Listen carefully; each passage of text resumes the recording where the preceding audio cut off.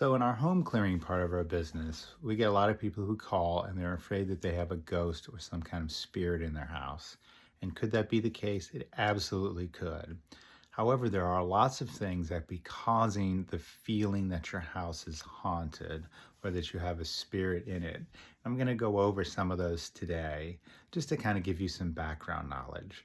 So, when I talk about this energy that could be in your home or really in the land around your home, I like to call it the energy ecosphere or the energy ecology. Energy and energy beings are literally everywhere, and they're part of the spiritual or energetic ecology, just like we have a normal ecosystem outside of our homes. Here in North Carolina, we have pine trees, we have oak trees, we have natural grasses, we have hawks, crows, owls, we have rabbits, squirrels, all kinds of stuff in our natural ecosystem. And in your spiritual ecosystem, you have lots of stuff too. You just can't see it most of the time. So when someone says there's a ghost, we usually ask, what are you experiencing? What's going on at your house? And a lot of times it's, I don't feel comfortable. I feel like something's looking at me. Sometimes they have bad dreams. Sometimes things move or get lost. All kinds of things could be going on. So in this spiritual ecosystem or energy ecosystem, it could be other things that are causing this in your home. So could it be a spirit? Yes, it could be a spirit of some kind. Now in that energy ecosystem, it doesn't have to be a human spirit. There are nature spirits. There are spirits who come in that don't belong in our space. So they're brought in, they're attachments, people summon them. They could have been here, like their people have been here well over 10,000 years, right? So they did energy stuff back then too. So there could be things that are trapped in the land, natural spirits again that live here and are just part of everyday life that we tend to ignore in the modern world. So those things can be present and they can be positive, negative, or neutral, right? They could not even know you're there. They could not care much about you because they're doing their own thing. They could be malevolent, like they could know you're there and could be trying to harm you in some way, or they could be helpful. They could actually be trying to help you and you're misinterpreting things. So we definitely have to weed through that when we're working. Another thing that's very common that can feel that way is sort of negative energy in your space. Now, why would you have that? So people have lived upon these lands and in these homes sometimes for a long time.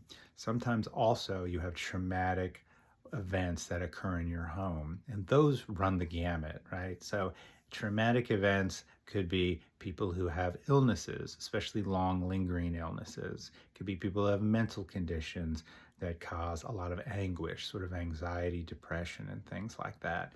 It could be people living in the home who fight and they argue, they're going through a divorce, all kinds of conflict, right? So that's a highly charged kind of trauma energy. So those energies spill out of us and sit in our space like dirt and debris. And they feel bad. And so people will react to them. Not everybody. There's plenty of people who are oblivious to whatever's going on in their home.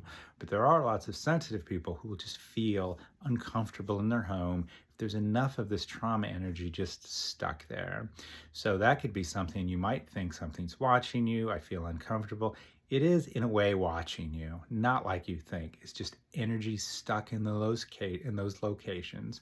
And when you're in those locations in your home, you feel it and it feels uncomfortable. So that's commonly there, okay, and needs to be cleared out. What other energies could be there? Besides ghosts, there'd be something that we might call poltergeist energy. It's a little bit less common, but that would be this sort of trauma energy in your space or some kind of negative energy that over time kind of develops a sentience, which is really pretty strange. But it gets fed and it gets fed and it gets fed and it awakens at some point and it still wants to feed. Kind of acts a little bit like a malevolent spirit or ghost in that it will continue to seek food.